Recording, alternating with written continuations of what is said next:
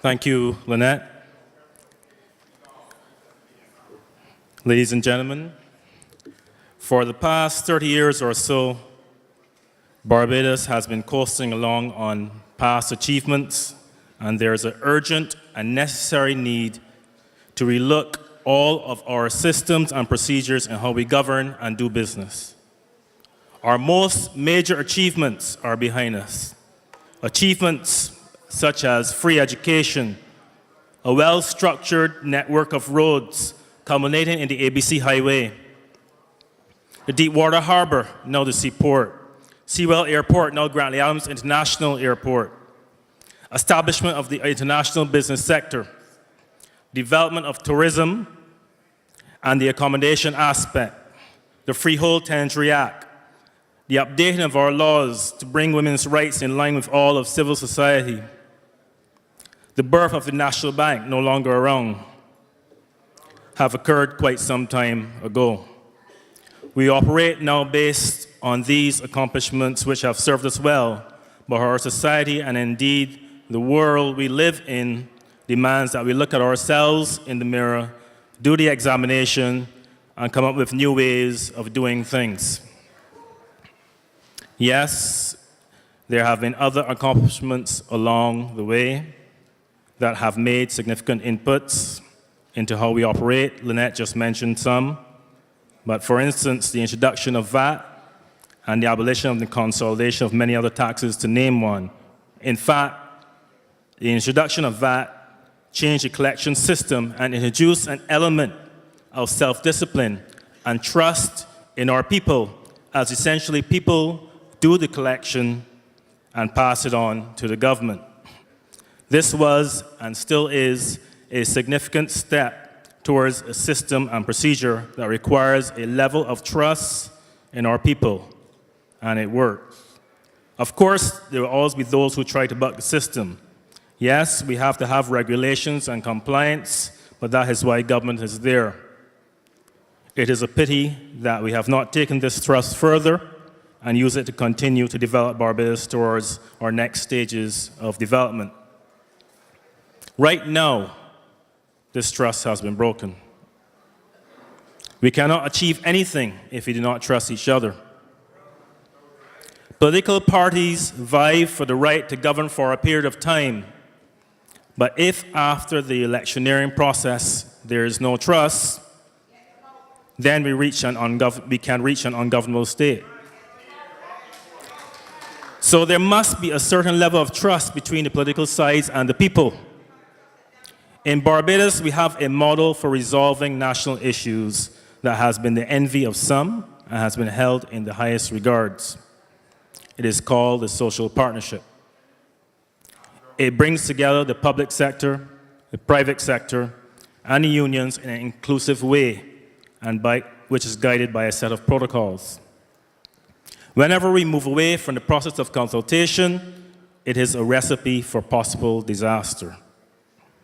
Now, this process can only work if we are honest and open with one another, and if leadership on all sides is present. This is where the trust comes back again, because we must respect each other in our consultations. This concept of the social partnership has served us well, but it must evolve. If we agree that tripartite consultation has served us well, then we must explore how this way of working can take us to where we want to go. At present, we are clearly facing a myriad of issues that we now need to resolve. However, I put it to you that embodied in any resolution is, where do we want to be on the other side of this crisis? I don't believe we have really examined that. How can we know if we have really resolved anything unless we have clearly identified where we want to be, so that we can truly go about solving the problem? You see, how we solve the problem is bound up in the vision. Vision is necessary because without it, there is no clear strategy. And without strategy, everyone is breaking for themselves. And that applies across the board. It applies to government, it applies to private sector, and it applies to individuals. We must first identify where we want to go and apply the necessary strategies. Therefore, if we return to the concept of the social partnership, should we not use this trusted and tried formula to solving our issues and crafting a way forward for which all parties at the table can buy in? I caution this cannot be achieved on a volunteer basis. Everyone who is participating member of the social partnership have their respective and substantive vocations. The ministers of government have their policy directives to attend to in their ministries. The union bosses have their worker constituents to represent. The private sector leaders have their businesses to attend to. Meeting on a monthly basis is not good enough at this stage in our development, and anything more intense is not sustainable in its current state. It is time to put together a paid team taken from the same three branches of the social partnership, agile in mind to guide us for the foreseeable future. The team, by necessity, should comprise the best brains, the best we have to offer, and charged with the task of formulating strategies to achieve our stated goals and objectives based on an articulated vision. A vision could be the top manager of high-tech robotics for the car manufacturing industry, for instance. A vision can also be to be the top tourist destination when it comes to attracting specific types of business conferences. The point I'm making is we must have a vision. And it can be a familiar topic, or we can recognize another niche that we feel we are suited to. We don't have to pigeonhole ourselves to something that we are familiar with. How would this team operate? Let's call it our national strategy team. For them to be successful, they must have the ability and leverage to interact with all agencies, public and private, without fear, in order to not only gather information, but also to get things implemented. The team must have the ability to influence and change as necessary, or they would be ineffective. It must have the blessings of the social partnership to affect change, the blessing of the Prime Minister and all leaders of civil society.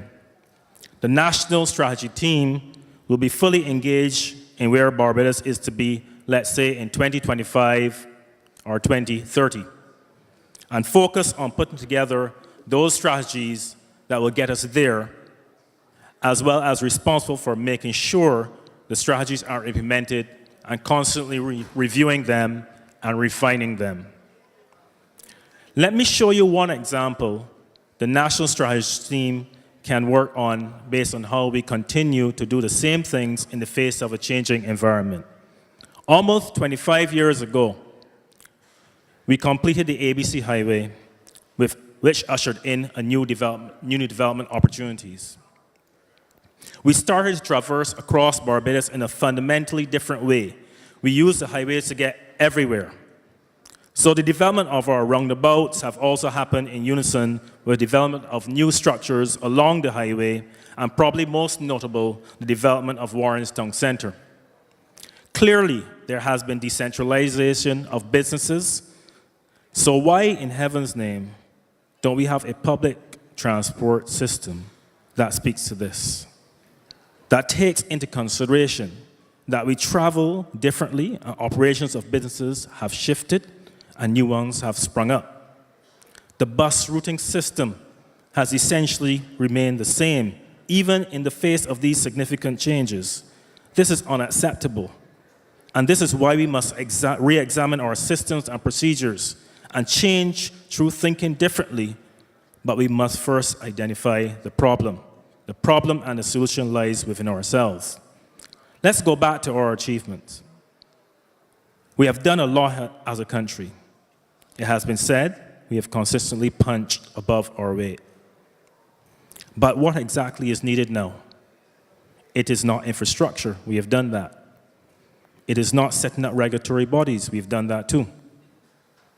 I've said earlier that we must examine ourselves, re-examine ourselves, and the way we do things. So essentially, the national strategy team will look deep into ourselves, our greatest resource, and refashion how we do and what we do. The issues confronting us now are what I call soft issues. Hard to implement, hard to deal with, but they're soft issues, I call them. Not quite as tangible as highways or a new structure. The issues are one of productivity, service levels, leadership, vision, strategy. Our culture, as we know it, has to change or we are going nowhere fast. We continue to apply a set of short-term solutions to a long-term problem. It's like applying plaster to a sore that will return. The restructuring that should take place now starts within us. If we don't grow as a people, then it is very unlikely that we will grow in business and hence as a country. The answer lies within all of us, just as it did 50 years ago. We have been served well by our achievements, but now it's time to move on. We need an education revolution to produce the types of leaders for today, to stop paying lip service to science and technology and entrepreneurship, and to start to inculcate different understanding of what service excellence means and why productivity is key to earning capacity. We must understand those fundamental links in order to move to the next stage of development. We have to identify the growth industries that will take us forward, whether refashioning existing or creating new. Government cannot be the key employer. Growth strategies have to be implemented so that a culture of entrepreneurship rises up and private enterprise takes us forward. Job growth has to be by way of growth of the private sector. We need less government. Government has to be about regulation and facilitation. That is it. Make sure we have a well-behaved social society that is prospering with ideas and know-how.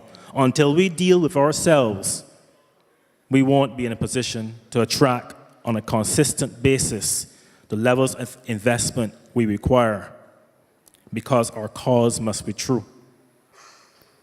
Our cause has to be embodied in the way we carry ourselves, the way we do our work, and go about our day-to-day living.